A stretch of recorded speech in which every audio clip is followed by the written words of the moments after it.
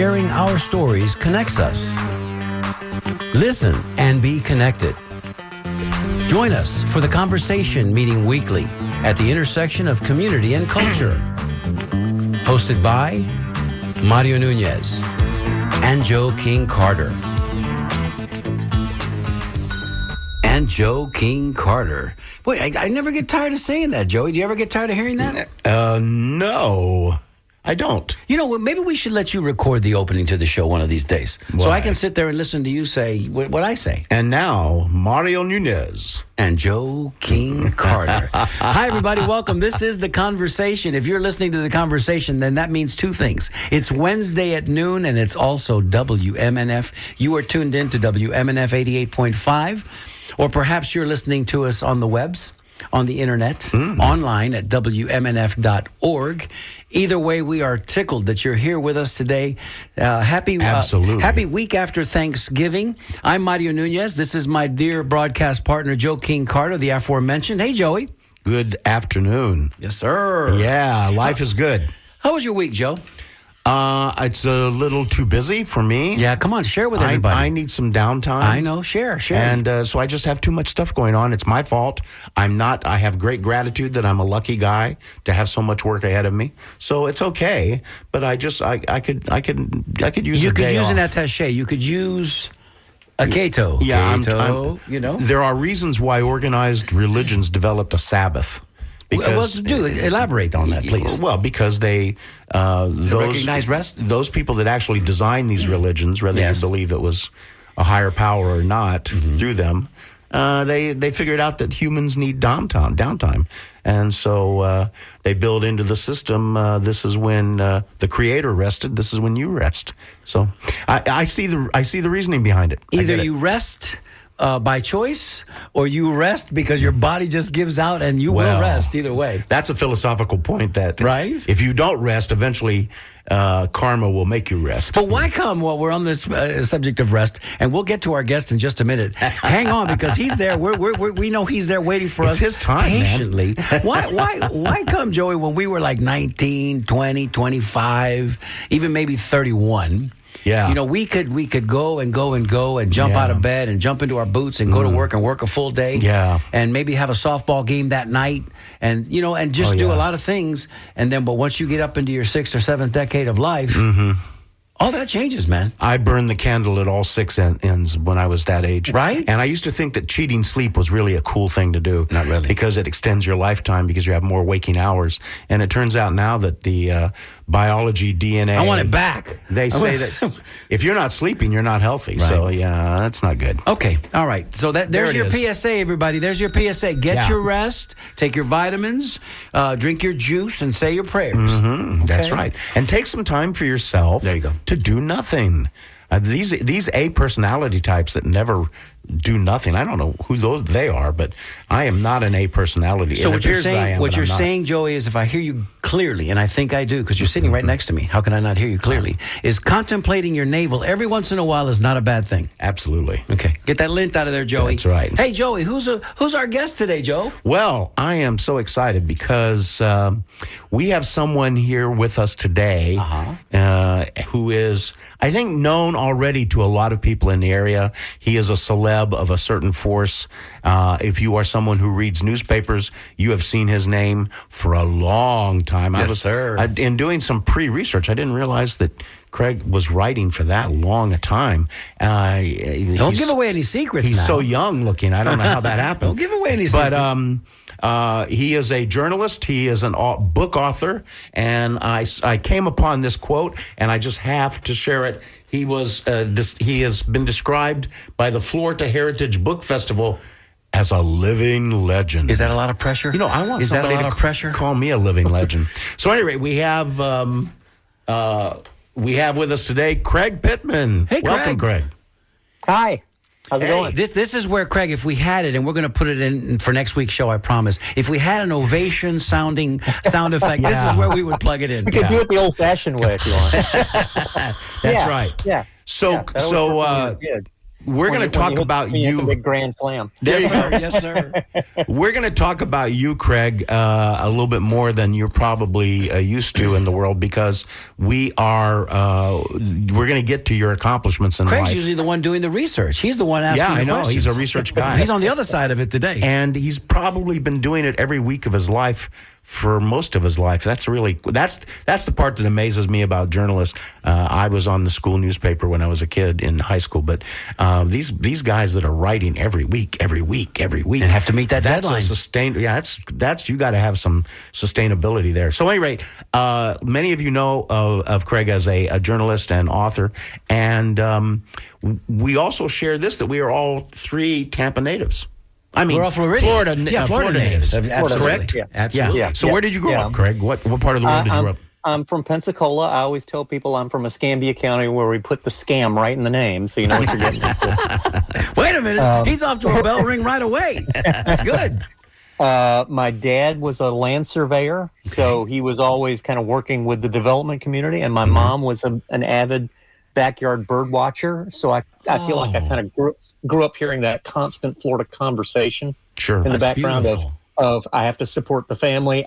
We need to protect what makes Florida special, and so I kind of grew up hearing that stuff. And there's some energy there in Pensacola, because Pensacola is one of the three landmark historic districts in Florida. People don't realize that Pensacola Naval Base is a landmark. Well, not only that, but the Spanish actually tried to settle there before they went to St. Augustine. They got wiped out by a hurricane, but I think it's perhaps apt that they were led by a guy named De Luna, so they were all lunatics. It's going to be a good show, Joey. Yeah. It's going to be a good show. He gives as good as he gets. Yeah. And, people might know this.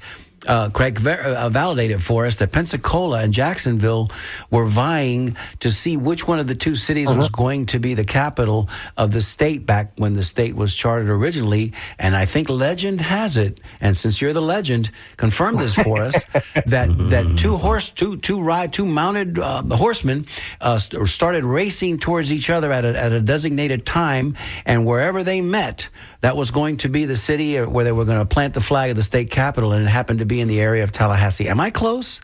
That's a story I've heard. I don't know if it's true or not. I do know that when Ralph Waldo Emerson visited Tallahassee in 1830, he said the place was full of rogues and scalawags. So again, not much has changed. We'll get into that, because your books have been dealing with those kinds of issues, because I have always been fascinated by the idea that Florida is so unlike any other state in the union. Maybe California comes a little closer, but it's people think that it's what's happening now is weird with Florida Man and all these things, but Florida has always been an outpost. It's always been this place that's attracted carpetbaggers and scallywags and developers and con men. And how about Ma Barker and her gang when she was on the lam? I bet they came down here and hit out too. They came down here and hit out and got blown away by the FBI. So yes, sir. Here we go. I love it already. So you grew up in Pensacola, and siblings? No, my parents said if that's the best we can do, we better stop. Oh, so, one of one. I'm an only child. Very nice. Yes. Well, my parents said the same thing. My mother would say, I wouldn't take $1 million for him, but I wouldn't give you a dime for another one. And that's a good line. Yeah, that's Georgia talk right there. So, so you're an only child growing up with these two interesting parents, and how did we evolve through school, and sort of what came? What were your interests when you were a little guy? Yeah. Well, everybody in my family kind of loves murder mysteries. So my grandfather worshipped at the altar of Perry Mason. He read the books and saw the TV show. Mickey Spillane. My mom, big fan of Agatha Christie and Hercule Poirot and Miss Marple. I grew up reading Encyclopedia Brown, and then graduated to Sherlock Holmes and Philip Marlowe and Sam Spade. And then when I got to be 14, my great aunt called me in and took a big drag on her Pall Mall and said, "I think you're ready for Travis McGee now." Oh, my. And handed me the Deep Blue Goodbye by John D. MacDonald. And I saw this very scantily clad lady on the cover and said, I'm 14. I'm all in. Yeah, yes, ma'am. I'm definitely ready for that. I'm all in. But what I didn't realize is that he was a Florida author talking about how important Florida's natural resources are. And there are a bunch of fast buck artists trying to strip it and make money off of it and then move on. And that was just a mind blower. Because I grew up, my dad took me hunting and fishing.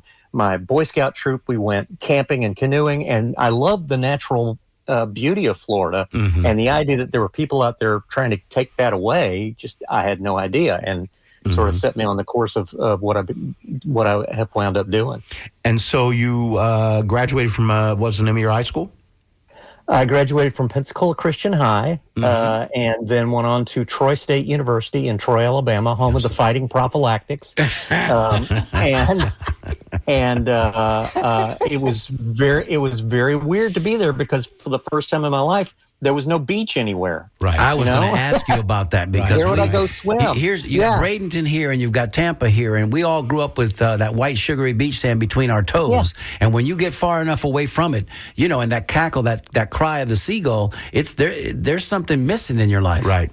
Yeah, absolutely. So I got out of there as quick as I could. I finished in 3 years so I could get back home to Pensacola. Now, you're bearing the lead, Craig. I think you were just smart enough to get out of there in 3 years. That's why. And what was the degree? And you missed the beach. What was the degree work let's there? Let's put it this way. The president of the university got his job by being George Wallace's roommate in college. That was his qualification. Segregation now, segregation tomorrow. So it was a very progressive area. Promotion forever. Wow. Yes. And what was the course of study there at Troy? I studied journalism, and then I double minored in art and philosophy. So I was pretty much not qualified to do anything job other than be a newspaper reporter. Yeah. Well, we share that. Pencil behind the ear, the whole shot. Pencil behind the ear. Yeah, I have a degree in art history and a degree in sculpture. As you know, the world is just dying to hire sculptors. So, my sculpture degree and $6 will get you a latte at Starbucks. But I have to say though, the student newspaper, we were very active, and the university administration was not happy about that. Mm-hmm. They thought that we should be a PR organ for the university, and we thought no, we should be an actual newspaper and report on drug busts in the dorms, report on a state ethics commission investigation of the university president, things like that. And they did not like that. And at one point, the dean of the School of Journalism actually told me I was the most destructive force on campus. And you wore that like a badge of honor. I don't think he meant that as a compliment, Absolutely. but I felt that way. So a few years can I get ago, that in writing? Yeah, so a few years ago, Troy State contacted me and said, "We'd like you to come back and speak to our journalism students." Oh. And I said, "Sure." And they said, "What will you be titling your talk?" And I said, "How to be the most destructive force on campus." That is beautiful. Full circle. That is beautiful. So, so let me just say already right off the bat that some thoughts are popping up in my little brain. One is that a lot of people can go and become journalism students and become journalists and become writers, but you have obviously always had this love of language, and we've already seen in these few minutes on air that you love to speak in metaphorical, colorful language, and I love that about your work, by the way. But those detective novels that you were reading when you were young, that's what, in my mind, is so enriching about those individuals who are writing detective fiction, because it's kind of like that basis of noir film where the detective her legs were as long as a highway, all these weird. There's a lot of cliches about it, but the other thing too is all of these mystery novels tend to depict every level of society. They're more inclusive of the way things work than most other literary pursuits that you might follow. And so it's a way to learn how the world works if reading these mystery novels. That's a way to say, okay, this is who's actually in charge. This is who's pulling the strings, that kind of thing. Yeah, I think that There's a line in Hammett's Lady in the Lake where he's describing he's being followed by, he's being tailed by someone, and he looks out his window and sees a gangster wearing a pinstripe suit on the snow, and he says he looks like a black widow spider on top of an angel food cake. It was very tarantula. It was a tarantula, and that's in Farewell, My Lovely. Oh, okay, yes, I misquoted. I know that book. I know that book pretty well. Very good. There we go. See, this is what this because can't get it past Craig. No, sir.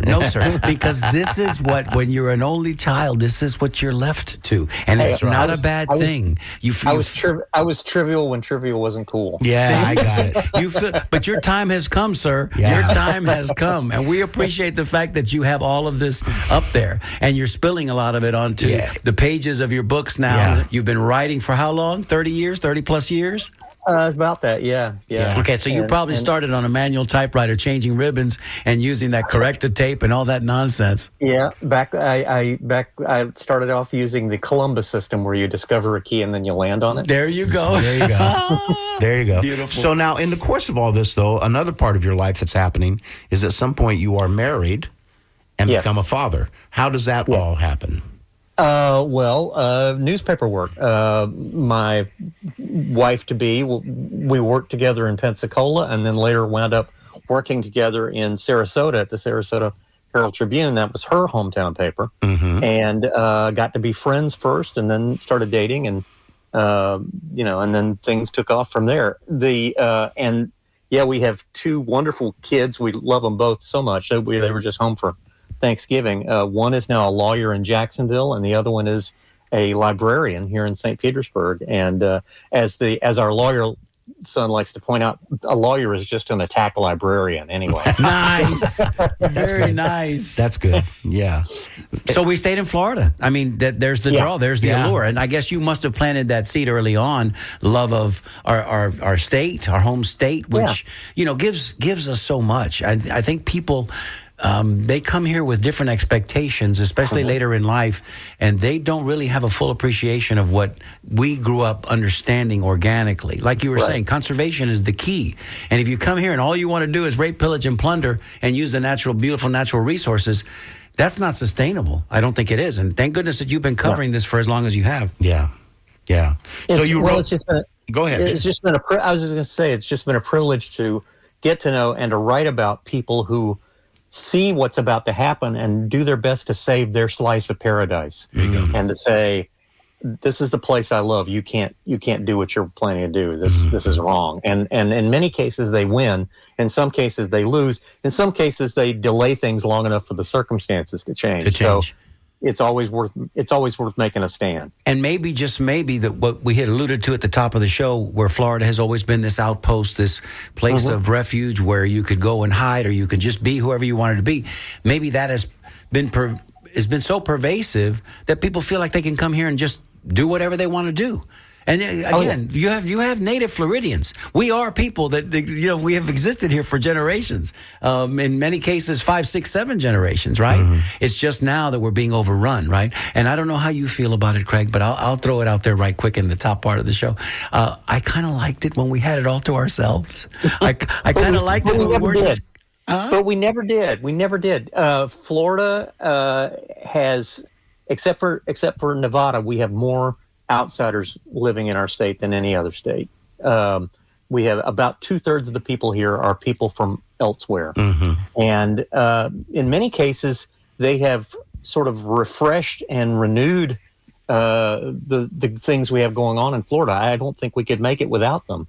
And not just because we're the Ponzi state, as my friend Gary Marmino likes to say. But for instance, one of our early immigrants was Harriet Beecher Stowe after the Civil War, which she sort of helped to start.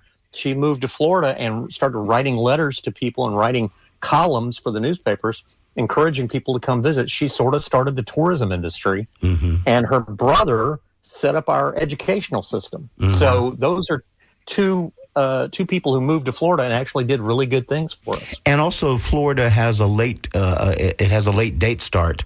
It becomes a state in 1841. 1845. 1845. Excuse me. And I always like to mention that the first state flag that flew over the state capitol actually said "Let us alone." Which nobody paid attention to. Yeah. Well, also Florida was that snow and that cold, Craig. You know what I'm saying? But Florida became a territory in 1829. So it took a long time for our Congress to decide that this should even be a state. There was a lot of controversy about it being a state because of yellow fever and mosquitoes and alligators and all these things and swamps, which of course now we realize how valuable that is.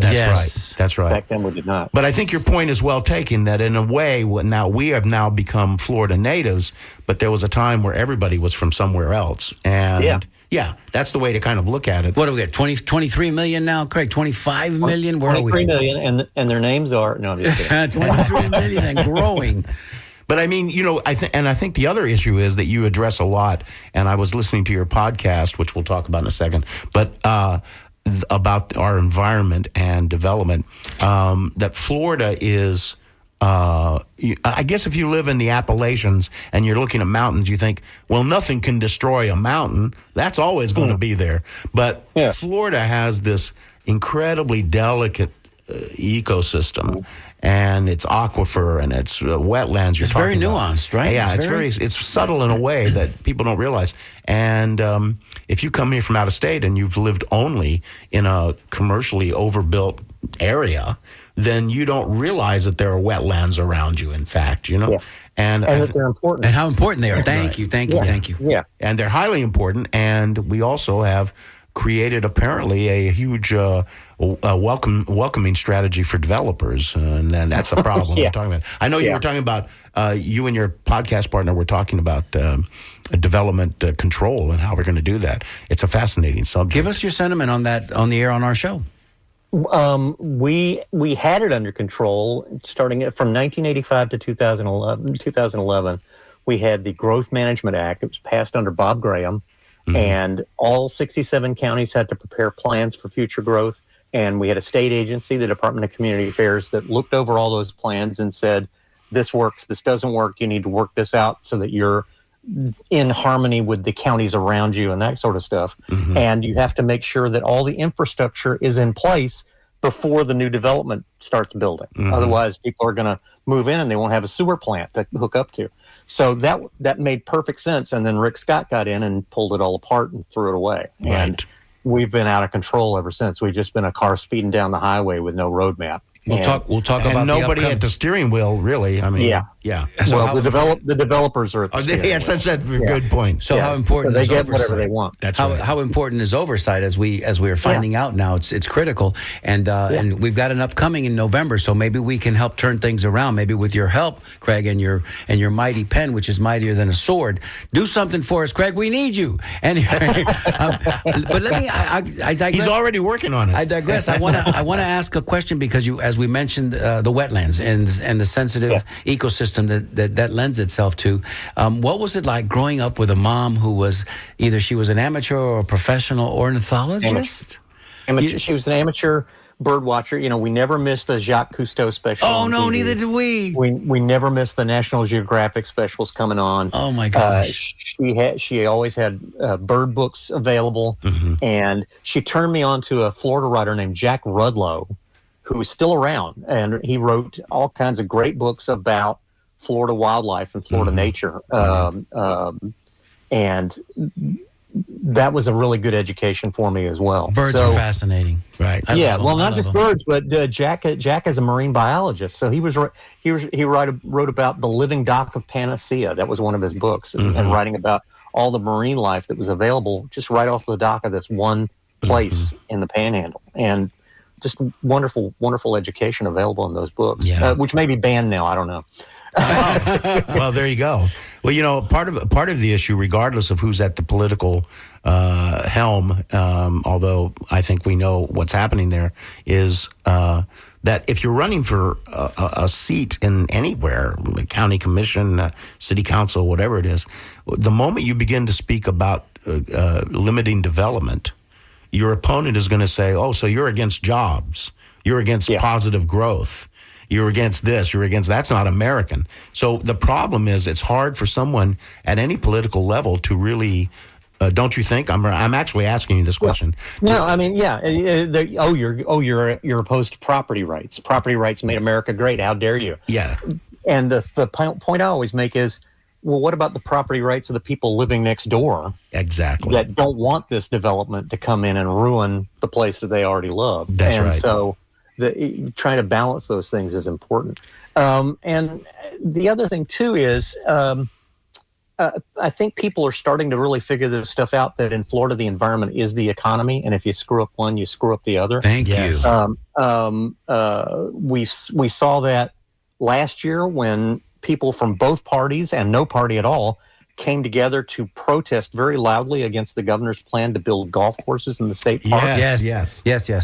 They were definitely opposed to that. The legislature even finally stepped in and passed a law saying, you can't do that. Stop it. Bad boy. And we've seen the same thing with the response to the Trump administration proposing new offshore oil drilling. I was just going to ask you about that. Yes. Where people in both parties are saying, that's no, not a good idea. Right. We remember what happened with the BP oil spill. You spewed this horrible gunk on the beaches of 8 Florida counties. Yes. And it crippled their economy for a long, long time. And that was bad. And we don't want to see a repeat of that, because there were new safety measures put in place after the BP oil spill. And then when Trump came in, he repealed them. Of course. So it'll be just as unsafe drilling closer to Florida. Yes. So that seems like a really bad idea. So if we buy into the fact that James Carville, the great James Carville, will have us know that it's the economy, stupid, and in Florida the environment is the economy, can we start that campaign right now? Get some T-shirts made. It's the environment, stupid. It's the environment, stupid. Yeah, I think so. I think absolutely. And because every time, and there's a piece on this in my new book, that every time the environment is on the ballot in Florida, it gets big support from all across the board. Interesting. If you ask people to tax themselves to buy environmentally sensitive land, they say yes every time. Interesting. There's not been one of those things that's failed in the last 25 years. Well, because and they usually pass by 70 or 80%, which is more than any politician. That's a lot. Amazing. That's amazing. We're gonna pause for a quick second, Craig, and do a little station ID. Remind everybody who we're speaking to when we come back. Maybe even open up the phone lines and take a couple of calls. Sure. Hi, I'm Ansley Blackwell-Wright, and you're listening to The Conversation with Mario Nunez and Joe King Carter on WMNF 88.5 FM in Tampa. And if you're just joining us now at the bottom of the hour, we're talking to Craig Pittman, who has had an amazing career, writer of books, coverer of all things environmental, and native Floridian, and has had just investigative journalism, an amazing, something we need more than ever. An amazing life. Yeah, I think and you know, if we press him, I think we could describe him as a bon vivant too. I think so. I think so. A funny guy and a good guy. Yeah, that's absolutely. the thing. That's the part that it resonates with me, Craig. Listening to a little bit of your story as you keep sharing with us, it's like, man, not only did we, because can I ask you what year you graduated high school? Sure. I graduated in 1978. There you go. So 2 years. Our class song was "Feels So Good" by Chuck Mangione. Oh,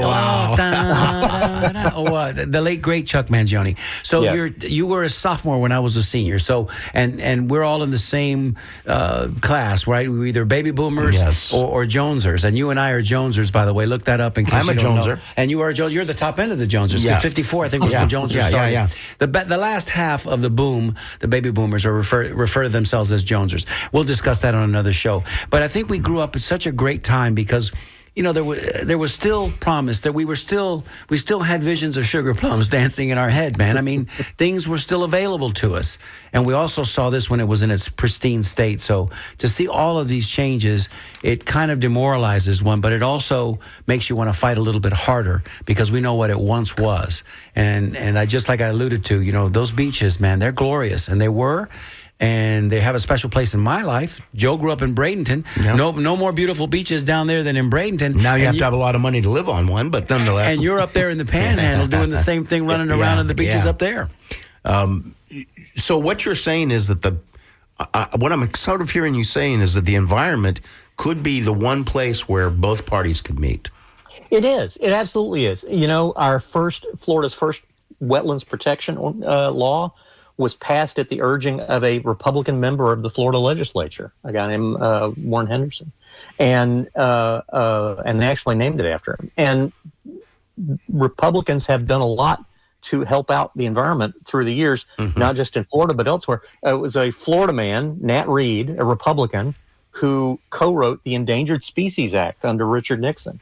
Wow. And got it passed. And so there was a time when conservative and conservation actually went together. Unfortunately, we're past that time with the people who are currently in charge of the party, I'm sorry to say. Yeah. Where they're all about, I have a friend who calls it the gas and oil party, not GOP. But, that it seems like they've sold their soul to the fossil fuel folks instead of doing what's right for the future and for our children. One of Florida's Republican governors, Charlie Crist, was the first one and so far only one to really push us to address climate change. And we were on the verge of setting up a cap and trade program to try and cut back our greenhouse gases. And then he decided to run for Senate, unfortunately, and Rick Scott came in and dismantled it all. I like to think of Rick Scott as the guy who took it all apart. So. Yeah, well, I'm with you on that. Yeah, and without any conscience or even the least little bit of feelings, some sentiment for anything. I don't think he's from the here. irony is he's not from here. He's from Texas, but he has. I was thinking extraterrestrial. Go ahead. I'm sorry. Not from this planet. He actually has a waterfront mansion in Naples. So sea level rise is a personal issue for him, but he's ignored it for years. Of course, yeah. And then we see the commercials with him and his grandkids and them throwing him in the pool. They should have thrown him in the pool with some lead weights in his pockets. Anyway, let me go ahead and give the phone number away in case anybody would like to join us on the conversation, in the conversation. There's a couple of prepositional phrases for you as we're speaking to our scribe today. 813-239-9663 is the phone number to call. If you'd like to send us a text, 813-433-0885. Emails are always welcome. Jessica's standing by reading your emails, and she'll let us know when we get one that's worthy. DJ at WMNF.org. We're talking today with Craig Pittman. And Craig, let me just say that an hour is not going to do it, Papa. An hour is not going to be enough. So we are going to open an invitation to you, Joey, and I to come down and have lunch with us on this side of the bay so we can just have some more good times and continue the conversation, even if it's off the air. Yeah. Would you do that with us? Yeah, can we get an authentic Cuban sandwich? Because that would definitely be worth traveling. 100%. And we know, we'll do that. We know a handful of places, pal. That, but they're underground. We keep that to ourselves. We don't let that out of the bag. Mario dreams about Cuban sandwiches at night. I do. It's in his DNA. So let's move a little bit into crabs are good too. Yes, sir. Let's move a little bit into some of the other things you're currently doing. You're also a contributor to a podcast called Welcome to Florida. Talk a little bit about that. Welcome to Florida, or WTF for short. Naturally. I wrote a book about panthers called Cattail, and a guy named Chad Scott read it and loved it and contacted me and said, have you thought about doing a podcast about Florida? And I said, thought about it. I have 30 proposals already of people we should talk to. So, because I had actually pitched doing this at the Times, and unfortunately, we never got it off the ground there.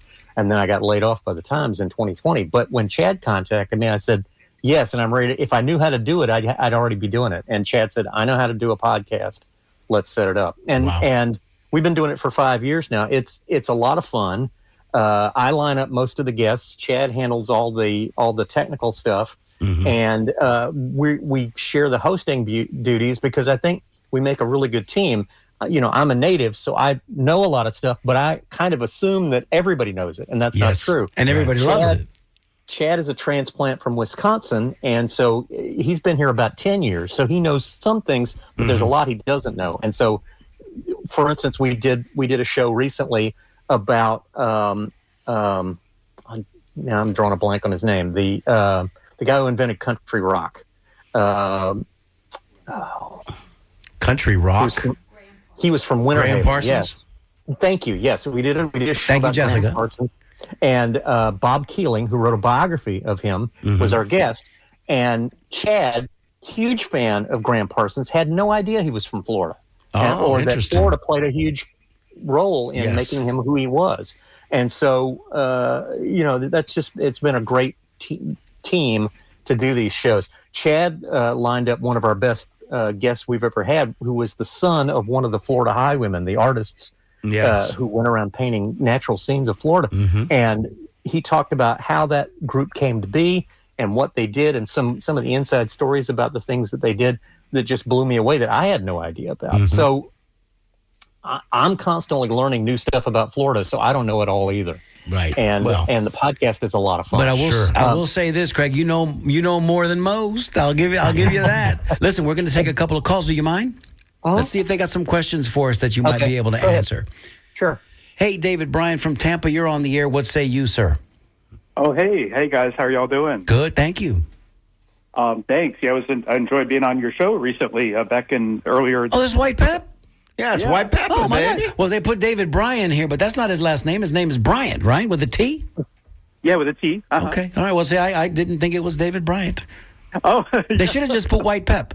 So, Craig, this is one of our fellow programmers here. He's got a Friday evening show. Hey, what say you, White Pep? Oh yeah, I'm a big Craig Pittman fan. I like his work, and I wanted to mention real quick when you guys were talking about Florida gone wrong. I was thinking about Point Siena, and I was wondering if Craig could talk about that, because they're just known for terrible traffic, and exurban wasteland, and it's relatively local too. So just curious if you could weigh in on Point Siena. That is Point Siena. Craig, give us your opinion. This is the first I've heard of it. I'd love to know more. See, once again, you think I know everything. I don't know everything. We just scooped you. Hold on a minute. We got to hold the presses. Well, David, I think we're going to have to get when we have lunch together. David, we'll let you know, and you come in and you give us the briefing. We'll make it a foursome. Yeah. Please do a little Google search on it too, because it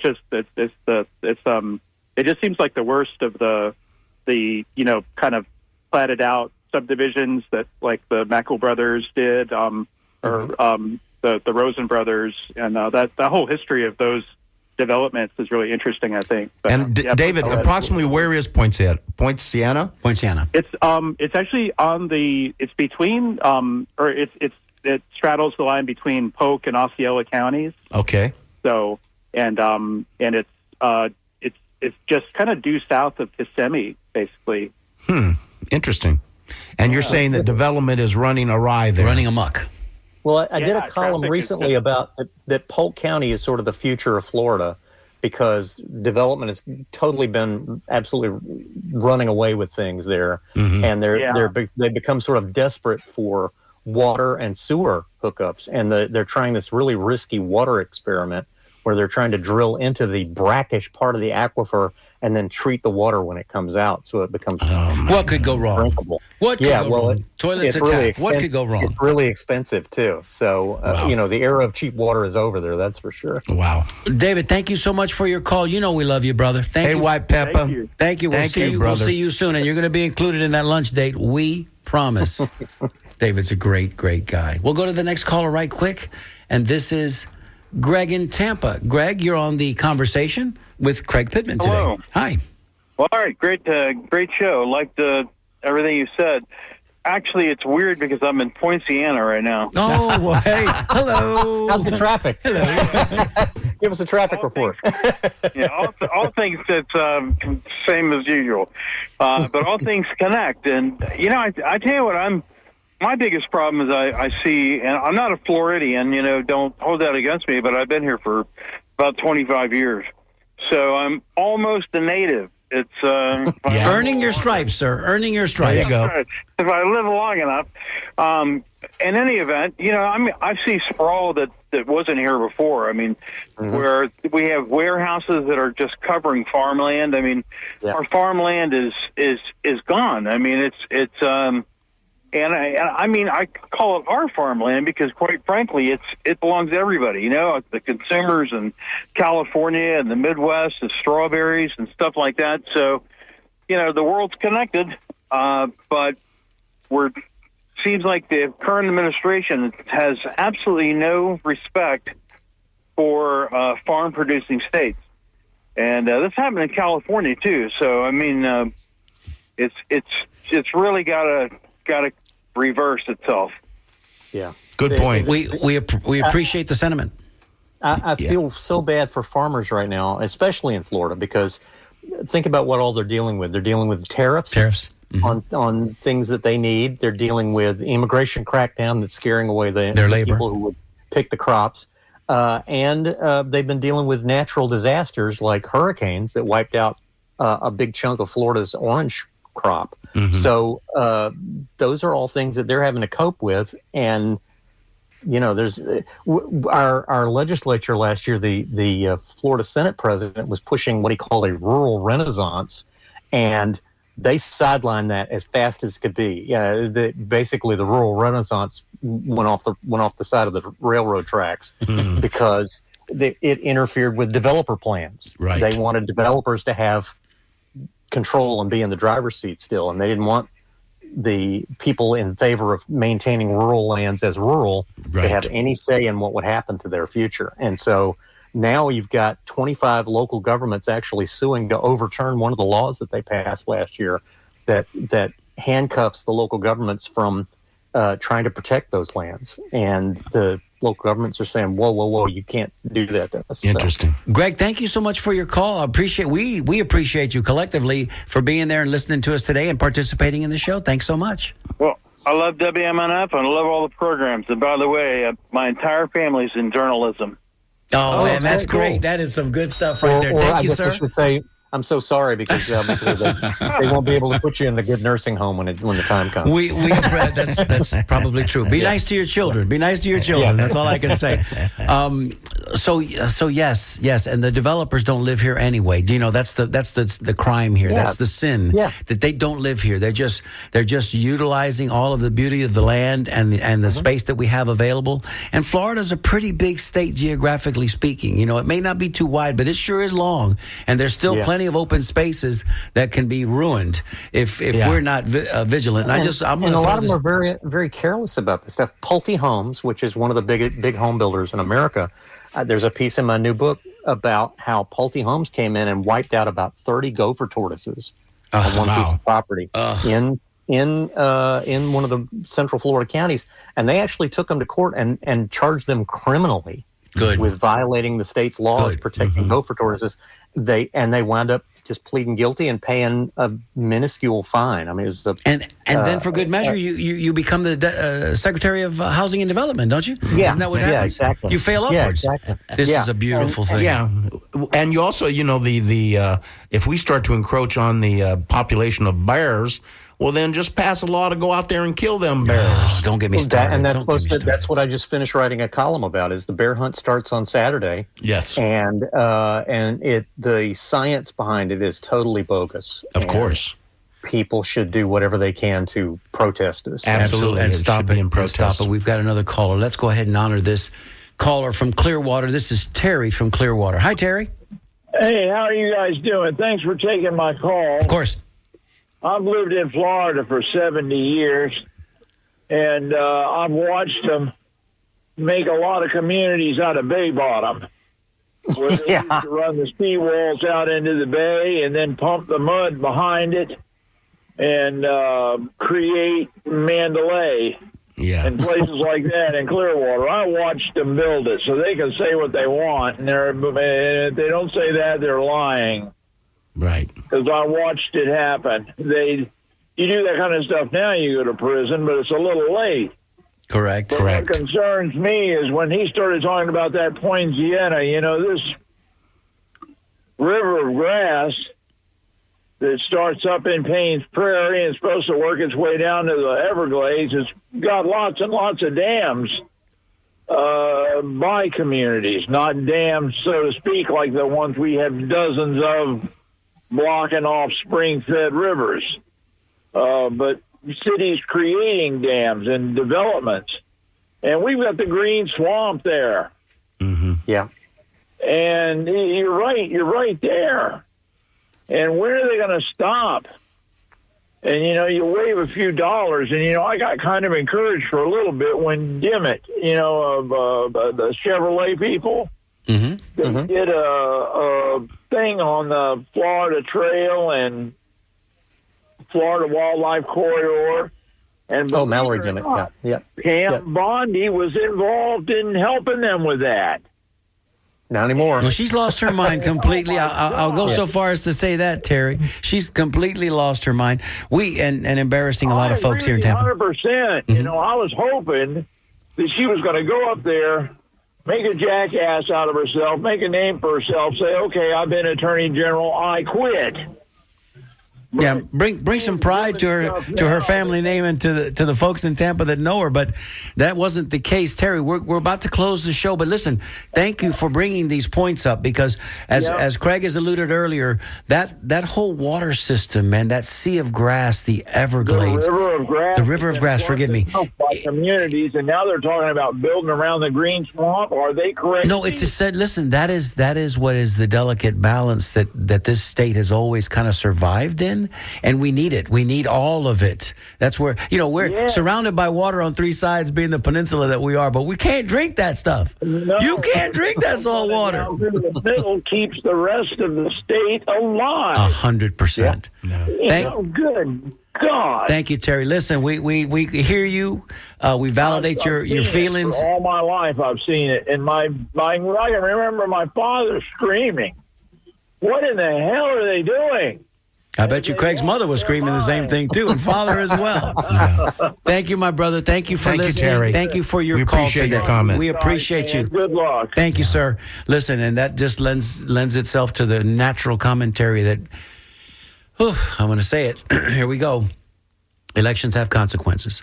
We got to vote people in that are going to be thinking about not just themselves and not the special interests. I know this is an old saw, but we've got to be thinking about, man, do these people not have children? Do they not have grandchildren? Right. Are they not concerned about what's going to happen 50 to 100 years from now? Because I want to throw this out there, Craig, and I think you're the perfect person to ask.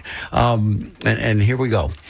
So I think, personally, the third rock from the sun, the planet in which we inhabit, will eventually just get tired of us, slough us off like the maggots and ingrates that we are, cool herself down, and then heal.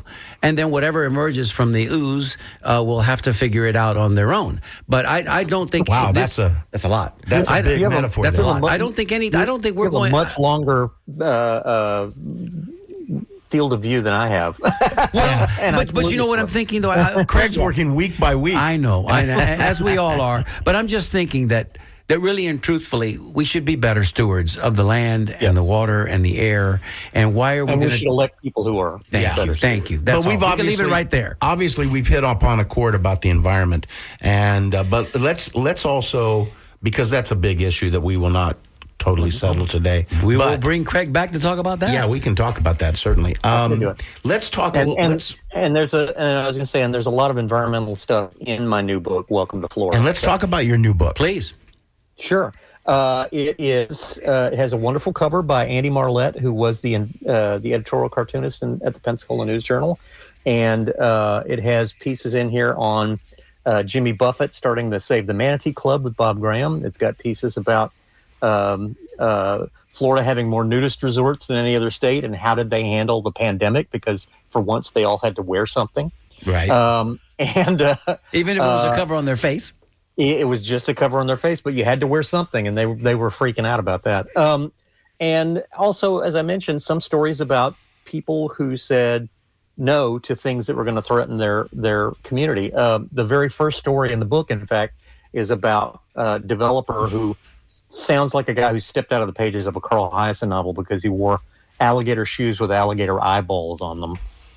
And he wanted to build in Yeehaw Junction. I've seen those shoes. He wanted to build a development in Yeehaw Junction, and not to give anything away, but he wound up going to prison instead, and the land was saved and preserved for the endangered Florida grasshopper sparrow. Mm-hmm. So it's a positive story, except for the developer, from his perspective, not so positive. Right. But so those are all important stories that people ought to know, and so hence the title. It's for the 900 new people who move here every day and don't know what they've gotten themselves into to read this book and say, oh, I didn't know that burning was so important to Florida's forests. I didn't know that the temperature of the sand at the beach determines the sex of the sea turtles that are born there. We know that. Why don't they know that? Right. Exactly. And, and I didn't know that these that Florida has more toll roads than any other state, and that they're being guided by developers in spreading urban sprawl. I didn't know that stuff. Yes. So now they know. Yes. And so I hope people will look into that. And the last piece in the book is about things you should teach your kids about Florida, so they'll learn to value what's important about the state, and they'll grow up to fight for it too. Now, let me ask you, Craig, how many books have you written? This is number 7. Number 7. I've almost got it right this time. I'm still working at it. Lucky number 7. And we were fortunate enough to on this show we interviewed Carl Hiaasen, and we love us some Carl Hiaasen. And he was a lovely man to deal with. We like you too, Craig. And so, but what is it about you guys? And there's a number of you, by the way, in the state of Florida who you go through, you become newspaper writers initially, journalists, investigative reporters, whatever you want to call that, or reporters in general. And then you eventually start to connect into this, seeing all of this bizarre contradictions in which humor becomes part of your expression. Why does that happen? Why do you think it happens? Two things. Number one, I think all Floridians, if you're born here, especially, you'll never suffer from an irony deficiency. So I think people who live here a long time will see the humor of things that happen here. Correct. And want to pass that along. And so it becomes part of our storytelling tradition. The other thing too is you want to write something that has that's going to last longer than tomorrow. That'll be, it won't turn into birdcage lining and then it's gone. You want to write something that'll be in the library or that your kids can see someday and say, hey, my dad wrote that. So, and plus it's a way to spread the things you've learned to a broader audience. So, I've done 7 books. One of them actually made the New York Times bestseller list. And which book was that? That was called "Oh Florida: How America's Weirdest State Influences." Yes, I'm familiar with it. Yes, and it came out in 2016, and I'm still getting royalty checks. People are still buying that book. Very nice. Good for you, bro. Yeah, very nice. So I think I hope that answers your question. That Carl's trying to reach people through fiction now to tell them things that he wants to tell them. Yes. You're still reporting. I'm still. I so far have not run out of Florida stories. I don't expect to ever run out of Florida Probably stories. not. And you both of you are steeped. Keeps on giving. Both of you steeped in the traditions of having fathers that taught you the importance of the environment and took you fishing and hunting and all that stuff, because he was doing that as well. So I think that naturally it runs through your writing, it runs through your whole life, really and truthfully. And Carl's a great guy.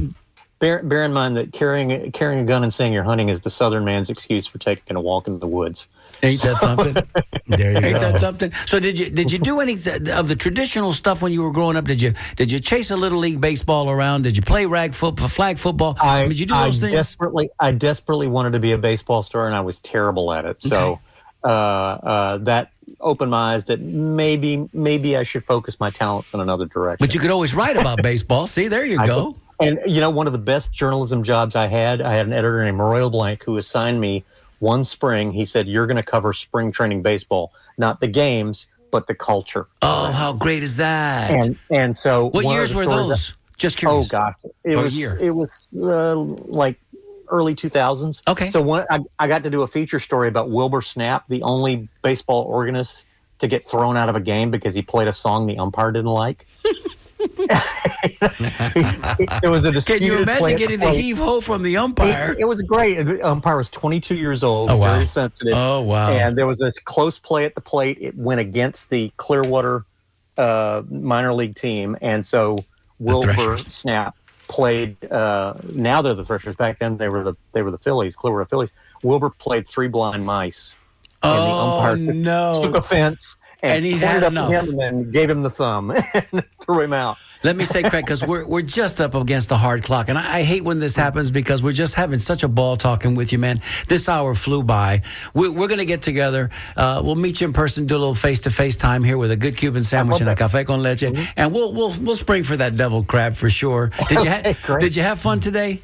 I did. Thanks. Thank you. And I think we would like to have you back because I think there's a lot of stuff here that we could yet cover that our audience might find noteworthy. No doubt. Everybody, you've been listening to Craig Pittman today. Look him up. Google him. He's got a lot of things to say, and he's got some books that you might need to read. Hey, buddy, yes. what's coming up next, and what do you got to say? Well, as always, I'd like to thank Jessica G, the OG. Right here. And by the way, we were doing some technical stuff here today that she helped us at a great We were job. zooming. And we have today with us, our call taker is Deb. Thank you, Deb. Thank you, Deb. She's done an excellent job. And coming up next, it's the music with Sam I Am. So Sam's not in studio today, but with who? We still want you to listen in. Oh, there you go, Randy and Cheryl. Randy and Cheryl. Thank you, Randy and Cheryl. Thank you. Sally, and Randy. Randy and Sally. You've been listening to The Conversation. This is WMNF Tampa.